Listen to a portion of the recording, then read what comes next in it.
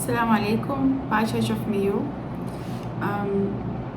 Sot do të flas për një temë që ka të bëjë me shëndetin mendor tek femrat dhe nga ana fetare, shpesh herë përfshi edhe veten, jemi hasur me shëndetin mendor dhe shpesh herë shëndetin mendor tek femrat muslimane nuk do të thotë që keni një iman të dobët apo një besim të dobët.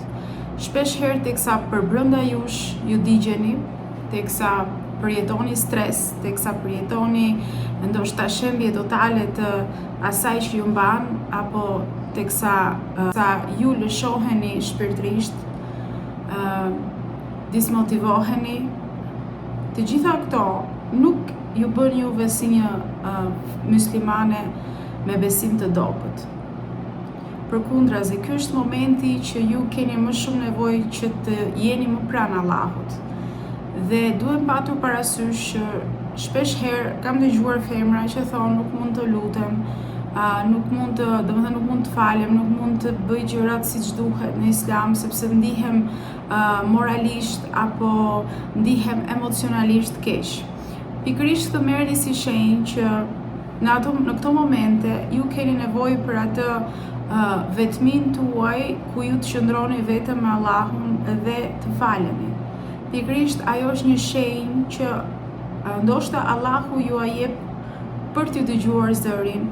E di që shpesh herë dëgjoni që ju thonë bëni sa më shumë namaz, ashtu siç ju a thash unë tani, por ose ju thonë keni sabër, muslimanët janë të fortë, nuk duhet ta lëshoni veten në këtë formë. Dhe shpesh herë këto gjëra ne i misinterpretojmë apo i keq interpretojmë ndryshe, duke menduar që duhet t'i shtypim këto ndjesi dhe dyshojmë pastaj tek vetja jonë që ndoshta nuk e kemi besimin aq të fortë. Por në fakt kjo është një gjë e natyrshme dhe sigurisht duhet i bëjmë të gjitha këto që sapo përmenda, namaze, të kemi sabër e të tjerë, por kjo nuk do të thotë që ne nuk duhet të shprehemi. Në Kur'an Allahu na thotë në një nga kapitujt që njerëzia është krijuar në mënyrë anksioze, është krijuar ankthi njerëzor, domethënë është njerëzore të kesh ankth. Kur njerëzit janë krijuar bashkë me ankthin përbrenda. Kështu që nuk është ideja që ta ndrydhim atë ndjesinë e ankthit apo të stresit. Thjesht mendoni që ashtu siç trupi juaj ka nevojë për përkujdesje, ashtu ka nevojë për përkujdesje edhe zemra, edhe mendja, edhe ana emocionale juaj, sepse nëse ana emocionale nuk është okay, atëherë nuk kemi asnjë marrëdhënie të mirë me njerëzit, nuk kemi as me Allahun, nuk kemi as me gjithë gjërat e tjera që duhet të bëjmë si musliman, nëse nuk kujdesemi edhe për anën emocionale apo shpirtërore apo psikologjike tonë. Prandaj dhe të kujdesurit për mirëqenien mendore, për anën emocionale është pjesë e Islamit gjithashtu. Islami flet për shërimin, flet për pjesën e përkujdesit ton si nga ana emocionale, nga ana shpirtërore. Do me thënë, çdo gjë ka lidhje me anën emocionale, prandaj dhe jeta varet si të shkon duke patur parasysh se sa kujdesshëm ne kemi qenë për këtë pjesë shpirtërore apo emocionale. Kështu që në Islam duhet që njeriu të kujdeset siç kujdeset për trupin, edhe për mendjen, edhe për zemrën, dhe për gjithë anën psikologjike dhe emocionale, në mënyrë që edhe të tjerat pastaj të vijojnë siç duhet.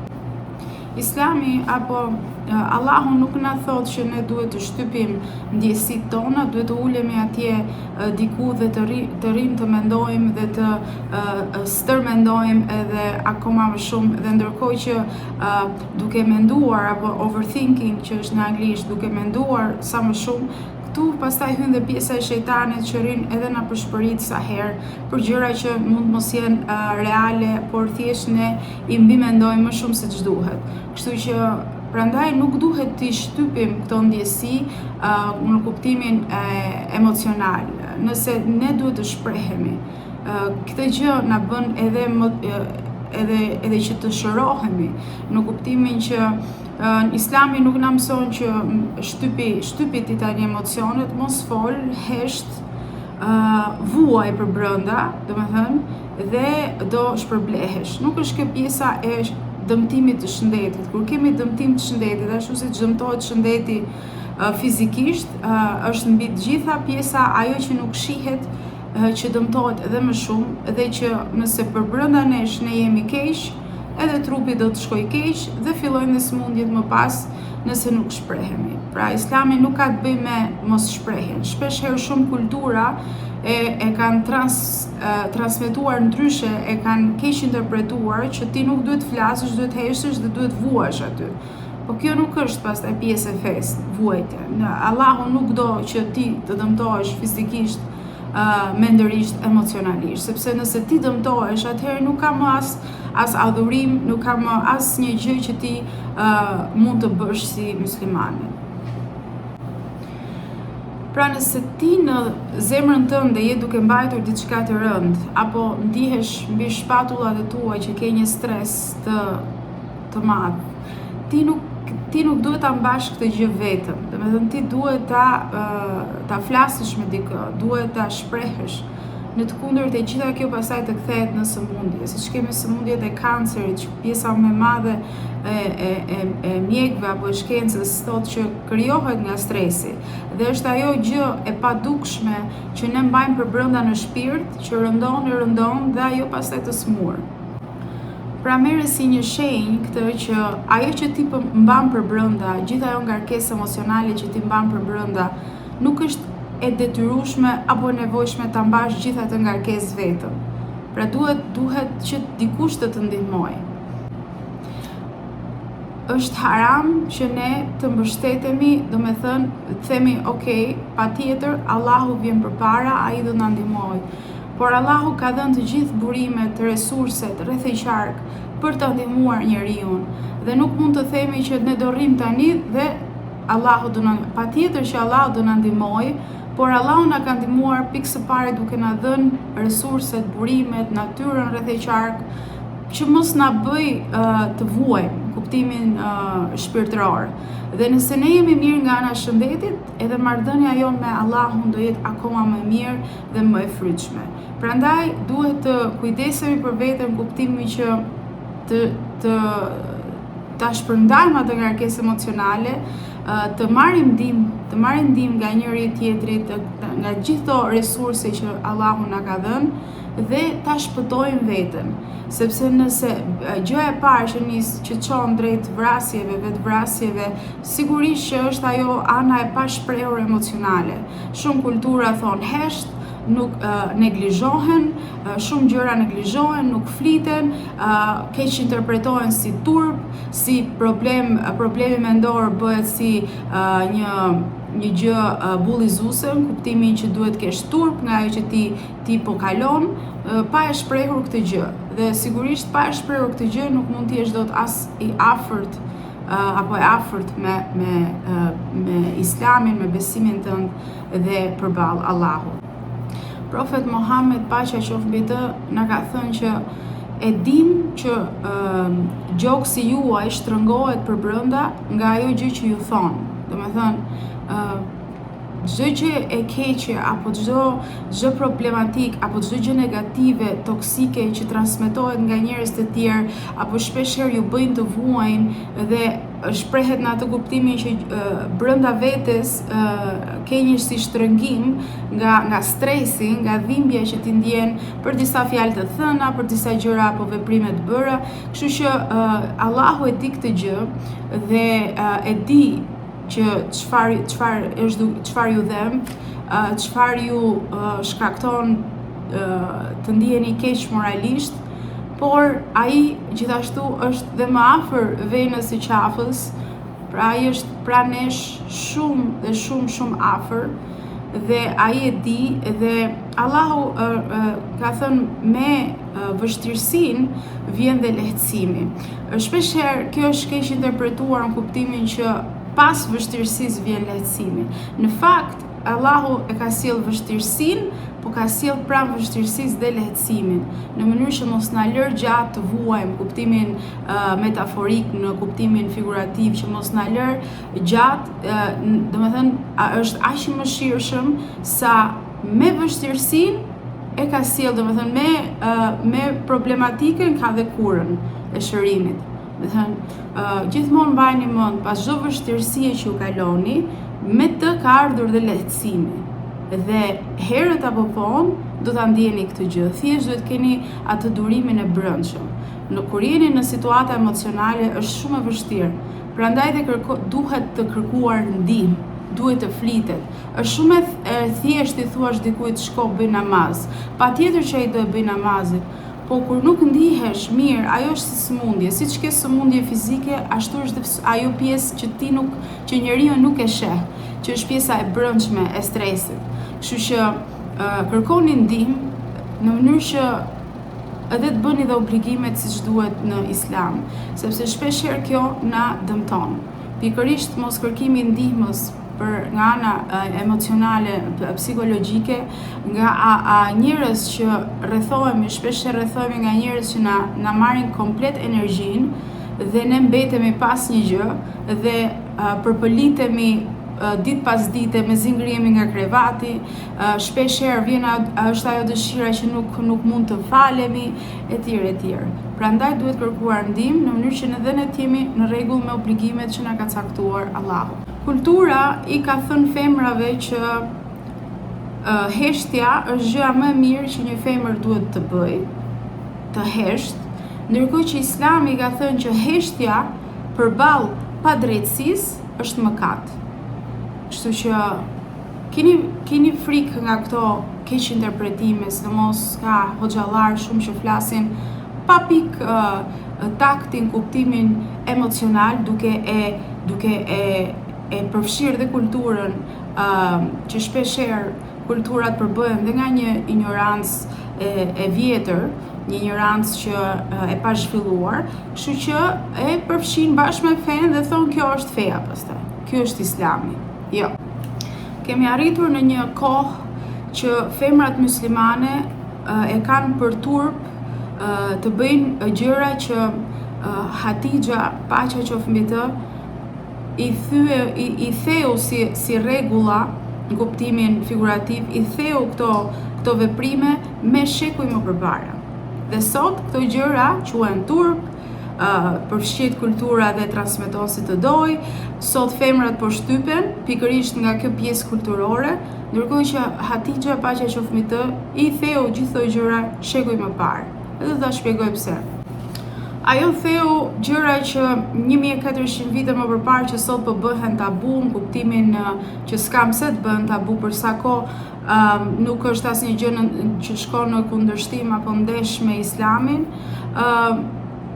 Shpesh kapitulli i saj më i madh i Hatixhës, paqja qoftë mbi të, nisi në moshën 40 vjeçare, kur sot femrave i thuhet 40 vjeç është shumë vonë për ty.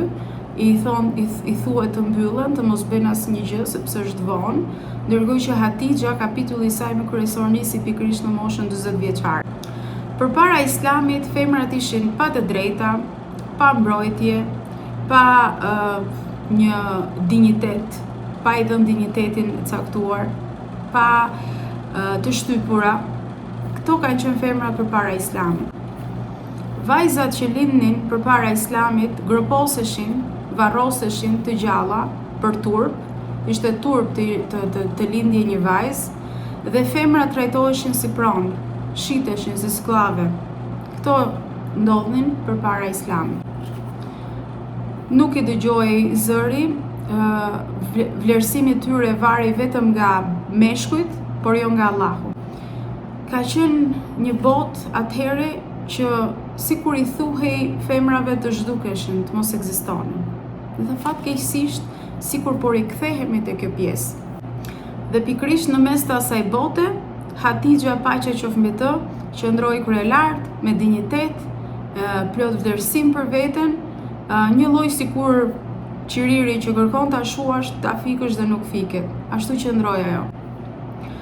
Ajo trashëgoi pasuri edhe e ktheu atë në një perandori, në kuptimin e rritja të mirëqenie, kishte pasuri, status dhe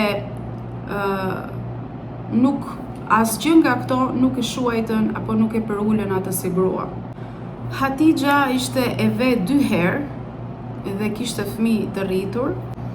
Shumë burra meshkuj i erdhën pranë për ta propozuar, por ajo i tha jo të gjithë këtyre red flags, do të thënë ajo i hodhi poshtë të gjithë këta meshkuj që kishin potenciale negative dhe nuk i pranoi. Hatixha e dinte vlerën e saj dhe e zhvilloi atë dhe e ruajti atë vlerë edhe gjatë kohës si një nën beqare që ishte, mbasi ishte bërë vetë 2 herë. Ajo ishte 40 vjeç, në një moshë që sot ti je 40 vjeç, shumë femrave i thuhet je tepër vonë, mos u bëj kaq interesante, mos rri duke pritur shumë se po të ikën koha, mos i refuzo se mos i shumë përzjedhse në lidhje me partnerin që do të kesh një jetë, apo është tepër vonë, ti nuk mund të bësh asnjë gjë. Kjo gjë i thuhet sot një 40 vjeçare. Kështu që Hatixha Paqja qoftë mbi të, i refuzoi të gjitha këto lloj tabush, i refuzoi këto anë negative kulturore dhe këto presione. Ajo refuzoi të pranonte që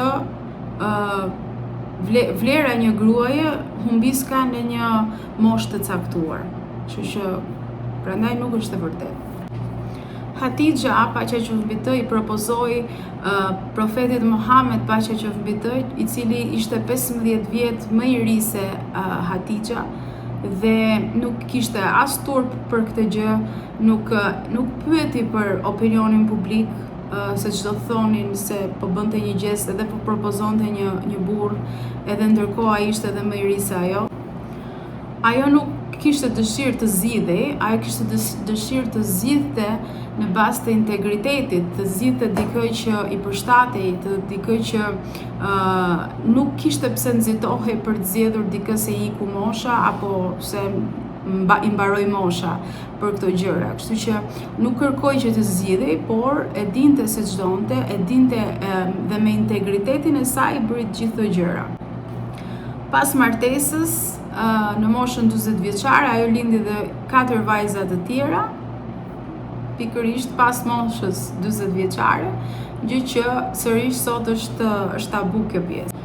Pse ju dhash si shembull Hatixhen Paqja qoftë mbi të, sepse ju dhash si shembull sepse shumë femra pikërisht hasen me të tilla tabush dhe të tilla paragjykimesh, apo sot është më i rëndësishëm opinioni publik se ç'mendon njeriu dhe jo se ç'do Allahu për ne. Sot besoj më shumë tek opinioni se sa çfarë duam ne realisht. Dhe prandaj dhash si shembull sepse shumë femra ndodhen në situata të tilla, por mbani mend gjithmonë nënën tonë, Hatixhen Paqja qoftë mbi të, një grua me dinjitet dhe integritet, që nuk pyeti për opinion publik, për sa kohë nuk po bënte asnjë turp dhe nuk besonte që femra duhet ketë një moshë të caktuar se më pas nuk funksionon më. Kur profeti Muhammed Paqja qoftë mbi të kaloi në një periudhë stresi kur i erdhi që zbriti Kurani dhe i erdhën të gjithë këto mbi Islamin, ajo nuk u largua, e mbështeti emocionalisht dhe ishte besimtarja e parë muslimane, domethënë Hatixha Paqja qoftë mbi të ishte e para femër që, domethënë e para që besoi në Islam dhe pikërisht profeti Muhammed Paqja qoftë mbi të i tha ti ke qenë personi i parë që ke besuar tek unë atëherë kur të gjithë më dolën kundër. Kështu që ka të bëjë shumë dhe partneri apo partnerja që keni në krah, nëse ju mbush me motivim, nëse ju mbush emocionalisht kuptimin stresi që dikush një partner kalon dhe nëse ai partner e kalon atë vetëm në kuptimin që nuk ka asnjë lloj mbështetje etj, gjë që ndodh edhe sot. Ndërkohë që Hatixha e mbështeti atë dhe besoi tek ai atëherë kur askush nuk besonte, sepse në fund të fundit kjo është edhe ajo dashuria dhe ndjesia në një çift. Dhe vërtet në Islam thuhet që pasuria e femrës nuk është vetëm e saja, por nëse ajo ndjen që të bëj diçka të mirë, që të ndihmoj etj, sigurisht ka të drejtën e saj ta ndajë. Dhe Hatixha Pasha qoftë mbi të e dha të gjithë pasurinë e saj dhe krijoi atë fondacionin e madh të parë islam me burimet e saj, domethënë bëri që të përhapej edhe të niste të ndihmonte domethënë profetin Muhammed paqja qoftë mbi të në përhapjen e islamit nëpërmjet burimeve financiare. Kështu që në raste të vështira sigurisht që femra duhet ta ndihmojë mashkullin dhe në këtë kemi pikërisht këtë shembull. Është shumë e lehtë sot, patjetër, edhe në Kur'an në Islam është thënë që pasuria e femrës është e femrës, por në rast se ajo ndihmon, nuk ka asnjë gjë të keqe.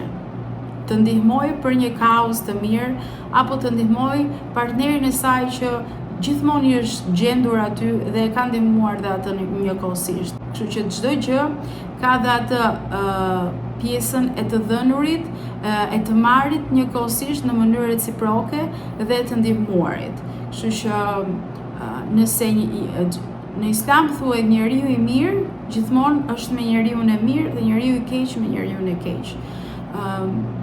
Shumë gjëra në shoqërinë tonë janë të ndërlikuara në kuptimin, janë të miksuara me kultura të ndryshme dhe unë ju bëj thirrje që mos besoni në kultura, por besoni në Islam, në atë që ka thënë profeti dhe çka ka interpretuar profeti Muhammed paqja qoftë mbi të, sepse ai është i vetmi shembull i mirë njerëzor dhe normalisht pastaj kemi edhe fjalët e Allahut në Kur'an dhe të gjithë këto shembuj të Hatixhës paqja qoftë mbi të